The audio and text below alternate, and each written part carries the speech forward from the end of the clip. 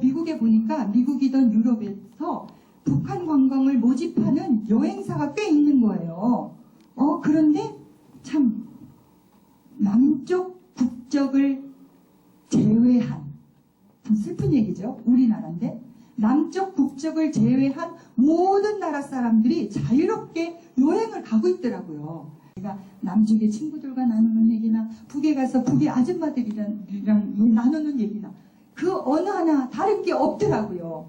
그리고 무엇보다도 그들 또한 우리 민족의 비극적인 분단의 아픔을 양 어깨에 짊어지고 버겁게 살아가고 있었어요. 그들은 정말 진정한, 저는 그것을 보면서 내 민족이구나, 우리는 한 결의였구나, 한 동포였구나, 한 형제 자매였구나, 내가 사랑하여야만 하는, 내가 사랑했어야만 하는 나의 사랑스러운 이웃들이 여기에 있었구나, 그런 생각만 느껴지는 거예요. 근데 제가 방문했던 우리 수양딸 집에 간 것이 2013년 8월이에요. 그러니까 막달에 간 거죠. 9월달 초에 등남을 했으니까 제가 8월달에 갔을 때 이렇게 배가 불러 있었죠. 우리 딸을 만나러 가는 마음에서, 그러니까 이상가족의 심정으로, 그런 마음으로 북을 가게 된 거예요. 몇 개월 전부터 남편이랑 제가 우리 수양딸을 애기 줄, 이것저것 모든 유아용품을 보면 그냥 마음이 들떠가지고 막 준비를 해가지고 가는 날도 참 한숨도 못 자고 벅찬 마음으로 우리 수양딸을 만나러 갔는데, 만나서 부둥켜 안고 정말 벅차고 감동적인 시간을 보내고 왔습니다.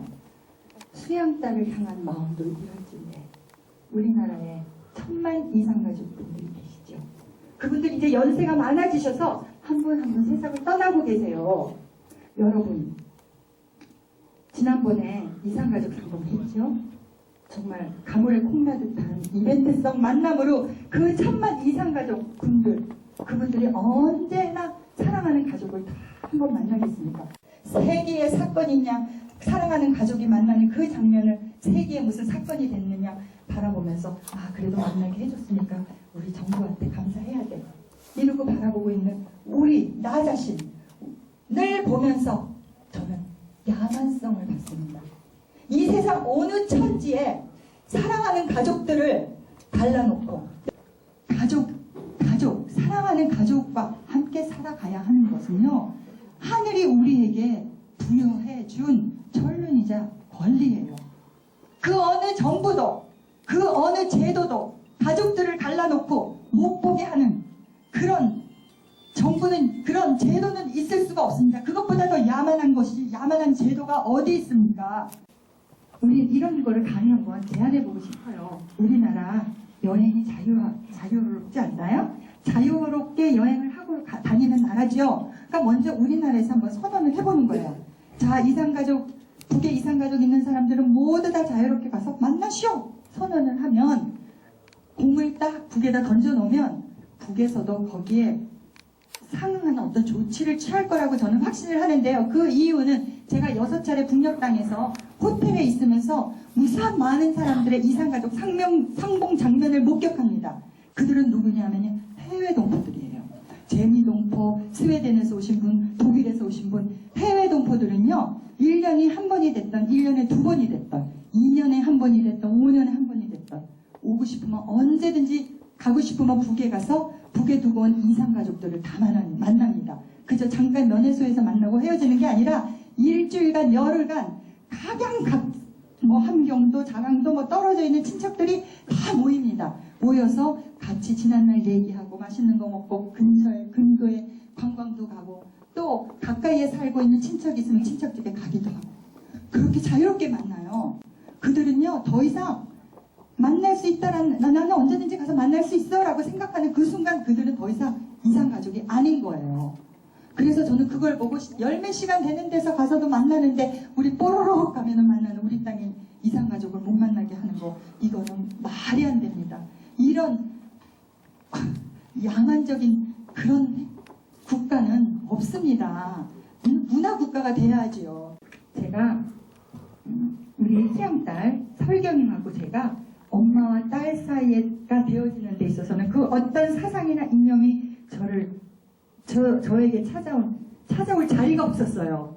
아마도 우리 수양딸한테 있어서 저는 엄청난 부르조아 엑기스만 모아놓은 사람이었을 거예요. 내 눈에 설경이는 엄청난 주체사상 신봉자예요. 달라요. 그런데요, 다르면은 뭐 어때요? 다 똑같은 생각과 똑같은 사고만 갖고 사나요? 이 모든 세계 사람들이? 다름을 인정하고 다르구나 이해를 서로가 하려고 하다 보면은 더 좋은 방향으로 모든 게 이렇게 진전되어져 가는 건데, 감정 조작 사건, 빨갱이 뭐 이런 얘기를 하던 시대에 제가 60년대 살았는데 21세기 지금 왔는데도 통일을 얘기하면은 종북인, 잡발인, 빨갱이 이런 얘기를 지금도 하고 있어요. 여러분, 우리 남북의 분단, 화해가 되어지지 않으면, 분단이 해결되지 않으면, 화해가 되어지지 않으면 22세기에 가서도 여러분 용공 조작 사건이니 뭐 빨갱이니 종북이니 동포 사랑하게 된 거? 그거 민족애가 생긴 거? 종북이야? 그걸 종북이라 그러나 보지? 그럼 내가 종북할게. 이제는 서로 용서하고 상처를 다독이고 좀 이해하면서 함께, 그동안 저희 성한 몸 아닙니다. 딱 허리가 잘라져서 각자 비정상적인 몸뚱아리로 정상인 척하면서 살아가는데요. 비정상적으로 살아가고 있습니다. 이제 정상적으로 한 몸이 돼서 우리가 정말 찬란한 우리의 역사를 다시금 찬란하게 꽃피워가면서 서로 화해하고 사이좋게 지내겠다는데 친북은 하면 안 됩니까? 통일의 대상이 뭡니까? 대통령 말씀하셨죠. 통일은 대박이다. 통일의 대상이 어디예요? 북녘 동포들이에요. 통일의 대상이 북녘 동포들인데 북녘 동포들을 이해하지 못하고 그들이 어떻게 살아가는 아픔을 보듬어 안으려 하지 못하고 상처가 무엇인가, 저들의 문제점이 무엇인가 관심을 갖지 않고 어떻게 통일이 됩니까? 통일의 상대가 북녘 동포인데 통일을 얘기하고 북녘 동포를 얘기하면은 종북인 사건, 그거는 통일을 안 하겠다는 얘기죠. 제가 참 이상한 현상을 발견했어요. 북에 가서 통일을 얘기하잖아요.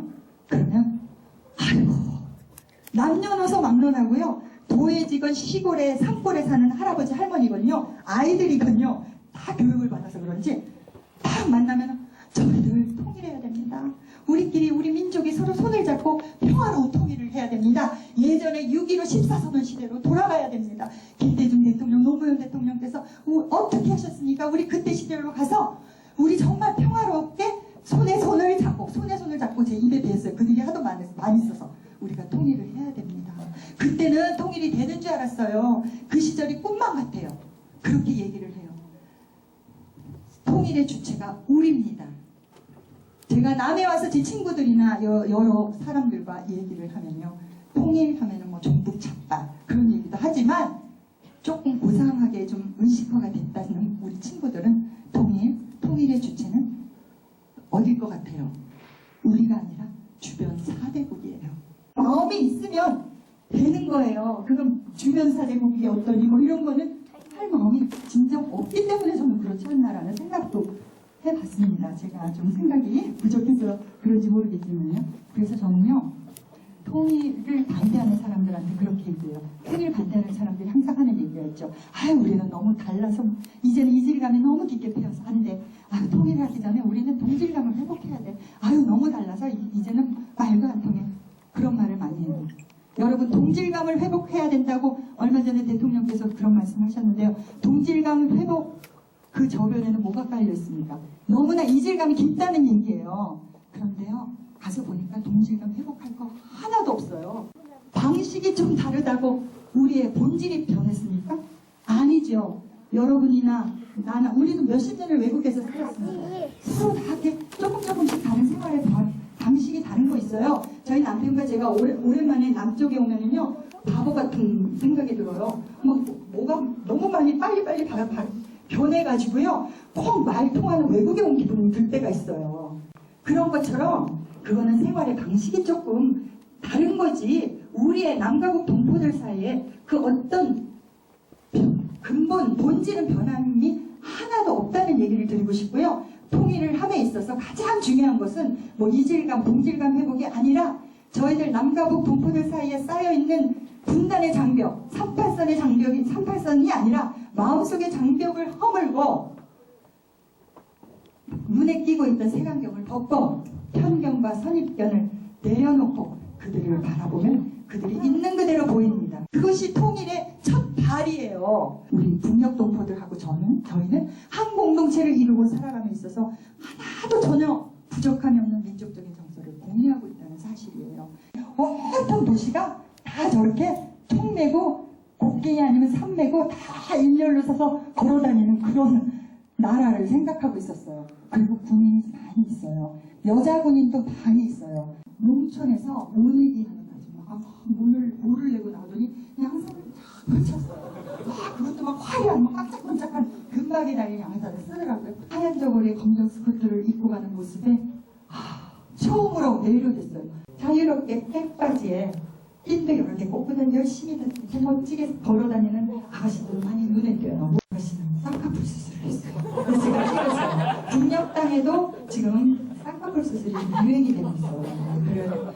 되게 여자들의 미에 대한 갈구는 미에 대한 관심은 세계 어느 나라나 마찬가지죠. 이 장면, 저희가 조선국제영사 외국 버스를 타고 가니까 쟤네들이 뭐라 그러는지 알아요? 헬로 하고 손을 흔들어요. 지금 북에는 엄청난 영어 열풍이 일어났어요. 여기가 함경북도 낮은 선봉에 있는 시골 학교입니다.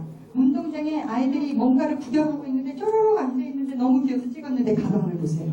미키, 미니, 도날드 덕 만화 캐릭터가 그려져 있는, 특히 디즈니 캐릭터가 들어져 있는 그런 무늬의 옷이나 가방, 신발, 학용품 그런 거를 선호해요. 지금 북에서는요, 평양뿐 아니라 소도시건 대도시건 공터만 있으면은 아이들이 이렇게 롤러스케이트 타는 것이 지금 유행이에요. 사진 좀 찍어도 되겠니? 그랬더니 네, 박차를 쓰겠는데 너무 귀엽죠? 옷 보세요. 도날드 덕 영어로 써있는 티셔츠를 입고 다녀요. 북에서요, 저는요, 단 한 번도 한글이 써있는 티셔츠 입고 다니는 아이 한 명도 못 봤어요. 평양이나 도시들에서는 이렇게 핸드폰 사용이 엄청나게 많이 늘었어요. 하다못해 어린아이도 지금 문자를 확인하고 있고요. 작년에는 자체 생산되어지는 삼지연표, 아리랑표 스마트폰, 아이폰도 나왔어요. 출근길인데 저렇게 다정하게 가요. 뿐 아니라 이렇게 여기도 너무나 이분은 뒷모습이 어때요? 좀 오래 사신 부부죠?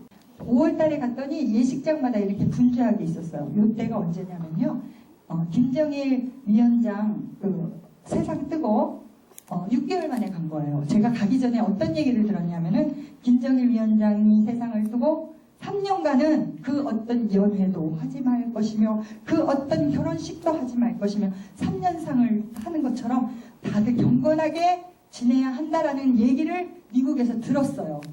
그런데 웬걸요, 6개월밖에 안 됐는데요, 5월달이 되니까 결혼 시즌이라서 그런지 여기저기서 다 결혼식을 하는 거예요. 평양뿐 아니라 저기 시골에서도. 차련에서 사진을 찍는다니까 저 남편이 멋있디요? 하고 이렇게 폼을 잡는 거예요. 예.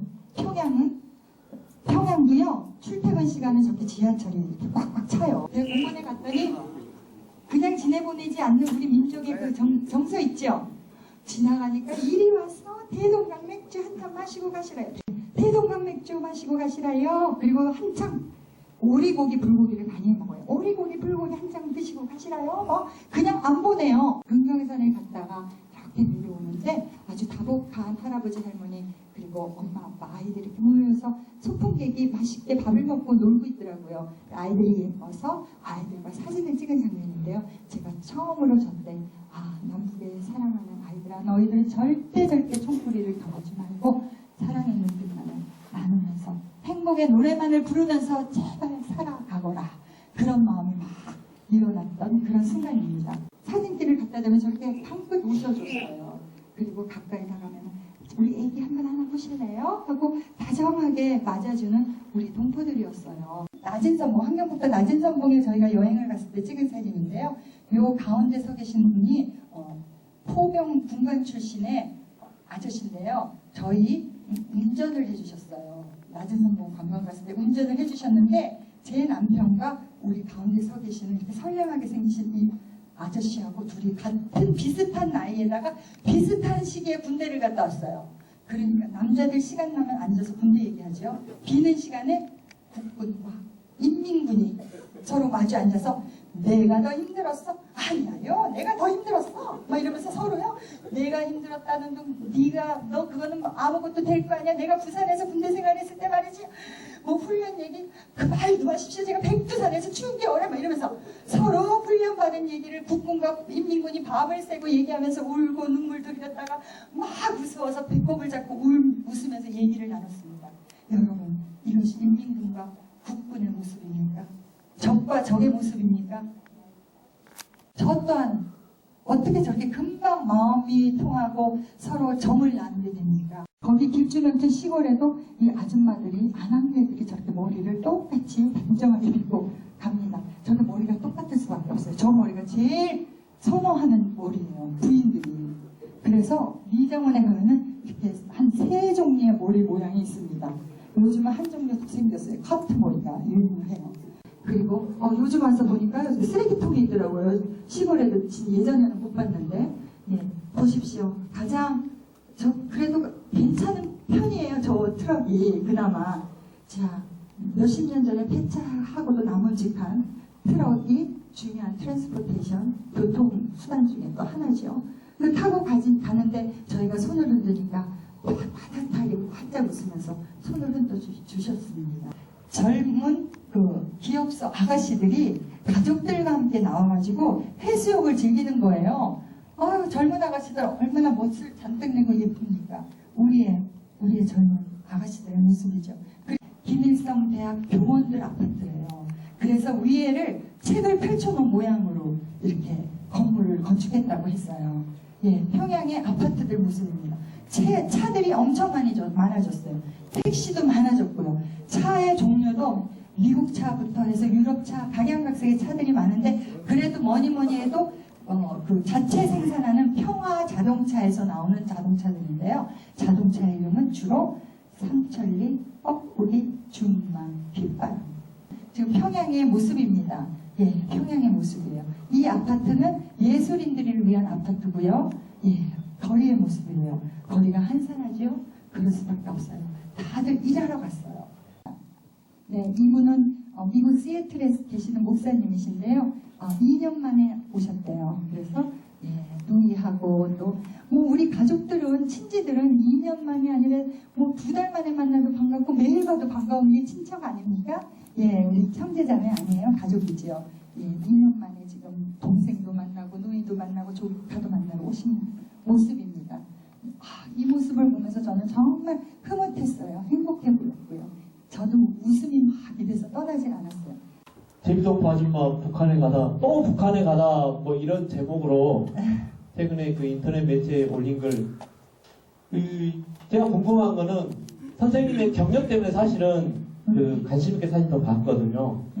네.